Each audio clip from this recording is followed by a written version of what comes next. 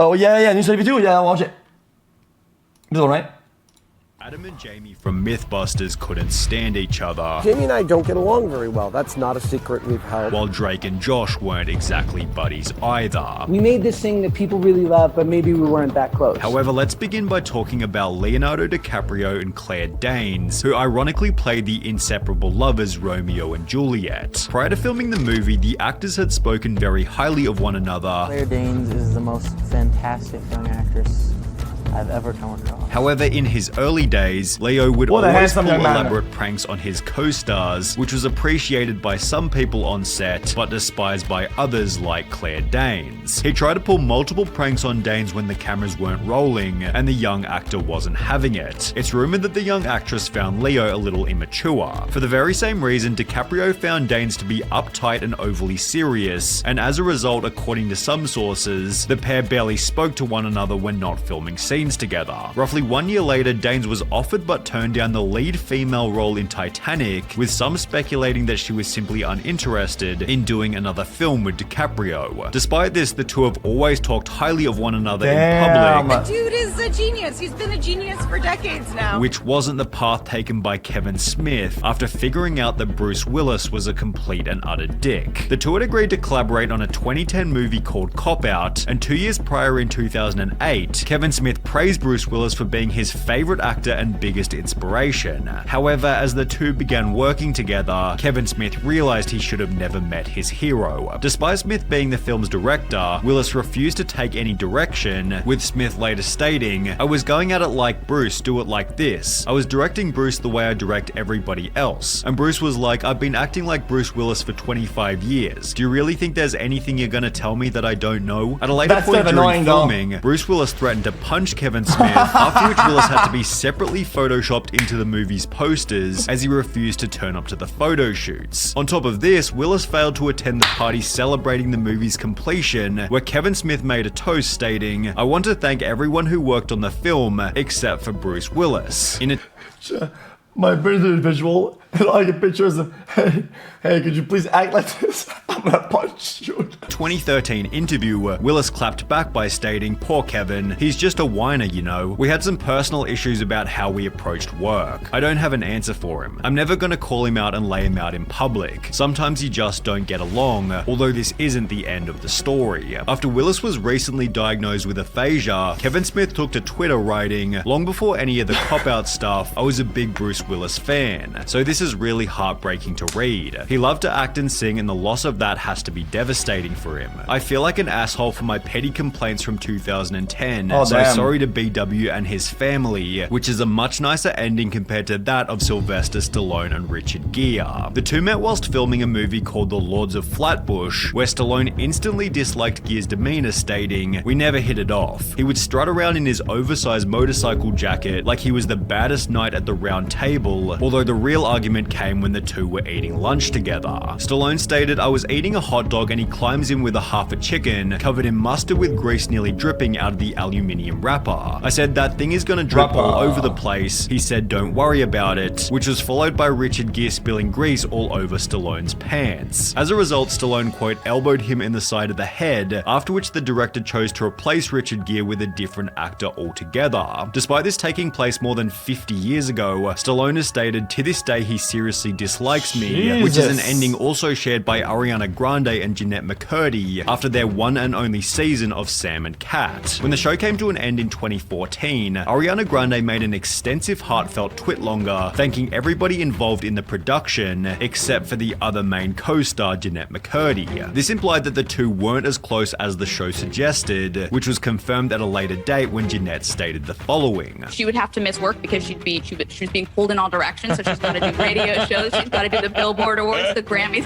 She's performing at the Grammys, and I'm like acting on the show with a box because they decided that like for that week her character needs to be trapped in a box so she can go perform at the Grammys. As a result of this, Jeanette would write, "Ariana misses work in pursuit of her music career while I act with a box. I'm pissed about it and I'm pissed at her, jealous of her," before expressing further jealousy in her memoir by attacking Ariana's upbringing. Ariana grew up in Boca Raton, Florida, an incredibly wealthy, idyllic town with a healthy mum who could buy her whatever she wanted whenever she wanted. Gucci bags, fancy vacations, and Chanel outfits. Jeanette. Wait, hold up. Guys, she seems to be pretty deliberate about the fact that she's jealous, which means that there's a good amount of self-awareness there, which I don't think is a problem. If you're self-aware, stating it at least puts everybody on an even playing field that they know you're jealous, whatever, and it's less of a problem now. Now that your intentions and your, because people then they don't say, oh, why do they act like this? Why? Oh, because they're jealous. Okay, no problem. That's right. And this says, bags, fancy vacations, and Chanel outfits. Yeah, I mean, you can't really get mad at somebody's fucking random spawn. Like, you can't really hold it against them either. If you do, you're kind of an asshole. Jeanette's hatred toward Ariana always felt pretty pathetic. However, the feud between Will Smith and Janet Hubert reached a whole new level of jealousy. You shouldn't. Janet played Will Smith's auntie in Bel-Air and took an instant disliking to Will Smith as she felt it was unfair he'd been given a TV show at the age of 22. Will Smith later stated, "I can straight up say that Janet Hubert wanted the show to be the Aunt Viv of Bel-Air show. She said once, I've been in the business for 10 years and this snotty-nosed punk comes along and gets a show. To her, I'm the Antichrist," while Alfonso Ribeiro, who played Carlton, also noted Janet was painful to work with. There were days when we were all on set and she would literally go off on people, and they got to a point by the time the second season came around where we're like, this is unacceptable. As someone who was seen as difficult, Janet was offered significantly less money to appear in the 4th season, encouraging her to quit, which is exactly what she'd do. However, this only increased her resentment toward Will, as she'd state, "There will never be a reunion, as I will never do anything with an a-hole like Will Smith. He is still an egomaniac and has not grown up. This constant reunion thing will never ever happen in my lifetime unless there is an apology." Wait, but what did he do? I don't get it. Despite stating that there wouldn't be a Fresh Prince reunion, it did eventually happen in November 2020, where more than 30 years later, Janet was still convinced that Will had ruined her life, stating, "I hated what you did, I just hated what you did. You took my career away of 30-something years," as Will Smith's comments about her being difficult made it hard for Janet to land work. Yo, what did he do? I don't get it. Guys, did he do something like intentional like that? I'm not even know. Afterwards, at the end of their talk, the two made up and apologized, although Nicki Minaj and Mariah Carey had no interest in doing so. They'd appear alongside one another in season 12 of Wait, whom's and whom's? Carey had no interest in doing so. They'd appear alongside one another in season 12 of American Idol, where their almost polar opposite personalities began to clash immediately. I'm country? Sorry. Are you country? It's just Do you like country? that's Do you what I like do, country? Nicki, And I kind of feel sing. like we're So making when I'm making what we're comments, making her I'm trying to help her. We're trying to help her as opposed to just talk about her outfit. I'm gonna continue to speak. Of course, you well, always we're do. almost Go ahead. actually. In a notable instance, the two had this argument mid-show. Nobody said every moment. Oh, excuse me. The music will cut me off if I can. Oh, darling, may I express this to her as a singer? I just feel like what maybe trying to be expressed is just sing from your heart the entire time, and your notes will continue to shine regardless of the dirt that gets splattered around you. After which Nicki threatened Mariah with violence. Multiple people heard Nicki say, "If I had a gun, I would shoot that."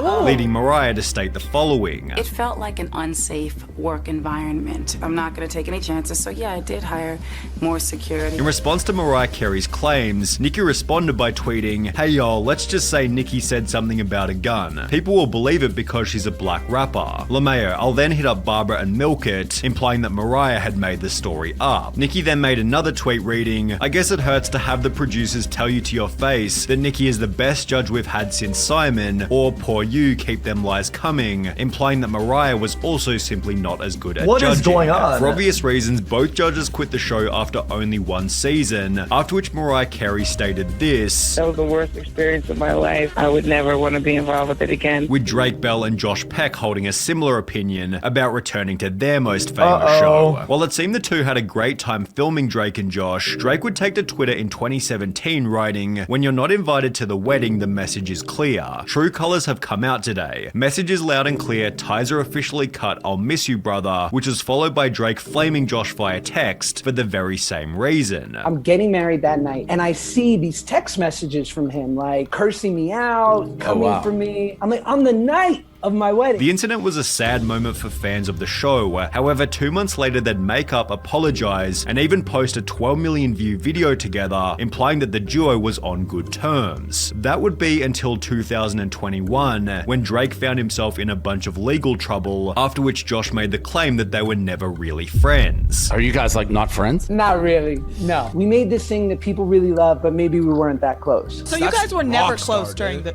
like when you were filming, Drake and Josh? You were just kind of co-stars? Obviously there were times where we were closer than not, but when inevitably the show ended, I mean, we're just totally different kids. These statements have since been criticized, given they'd spent a large amount of time together outside of the show, with one of these critics being Drake Bell himself, who'd give numerous examples of them hanging out together. That's what bugged me about it. He's like, we weren't friends, we didn't hang out. Your Christmas party, the party that I made. He came all the way to Riverside to support me. Josh is clearly trying to distance himself from Drake's sketchy legal situation. Even though they're just characters on a show, you can definitely see how like they're growing up and they're getting status, right? And becoming like young adults. It'd be cool to like, you know, if they're invited to parties together because they have the same pretty much the same status as they're getting to that like Hollywood world, whatever, right? It'd be kind of chill, you know. I can definitely see. I'm not being very social about it. It's just that it seems like a natural progression of that. Legal situation, given Josh is still actively booking movie roles in an industry where reputation is everything. There are obviously mixed reports about whether or not they liked each other as co-stars, although it seems obvious that they're now no longer on speaking terms, and neither are the two main hosts from MythBusters. Adam Savage and Jamie Hyneman hosted the show for more than 12 years, after which an article was published reading, "The MythBusters always had an amazing secret weapon. They can't stand each other." The article referenced an interview from Entertainment Weekly, in which Jamie stated, "We like to point out we've known each other for 25 years and never once sat down to have a dinner alone together. We sort of managed to tolerate each other. I think it's probably safe to say that continuing our on-screen relationship in front of the camera is probably not happening." To back this up, Adam stated this. No, I don't think Jamie and I will continue to work together on other projects. Jamie and I don't get along very well. That's not a secret we've held. With him claiming it's not a secret they've held, as it was mentioned while the show was still running. We are not friends. We tend to drive each other batty. We have never, in the 21 years we've known each other, had dinner alone together. Our very different personalities means that we spend a lot of time in sort of conflict. Periodically, their behind-the-scenes animosity spilled out onto the camera. What kind of seconds were you counting there? 2, 4, 5, 6, 7, 8, 9, 10? What kind of seconds are those? Who counts like that? So it's no surprise that Adam would also state this. There's a lot of fighting on camera. We got really mad at each other, like really significantly, vitriolically angry. We drive each other nuts every day. We get frustrated with each other on a daily basis. However, the reason they're so proud of their awful friendship is because it's also their key to success. The friction between Jamie and I has an integrity to it and a chemistry to it. We have respect for each other. We also drive each other absolutely batty. We're not afraid to say something that will hurt the other's feelings because we don't care, Savage says. We consider it a point of pride that the right idea always wins. It doesn't matter whose it is. It's a working relationship based purely on respect and mutual gain, with their unconventional approach resulting in unconventional success as one of the most popular shows in TV history. I could say this. I could definitely say this can play out for sure. For a duo anyway. It could be make or break. Chat, this fan is so loud. I think I'm gonna fucking bust it. Would you please stop? Like, for like 10 fucking seconds? Just fucking stop. Holy shit. Happy 43 months. Could you possibly welcome me to the jungle? xQcl. Oh, man.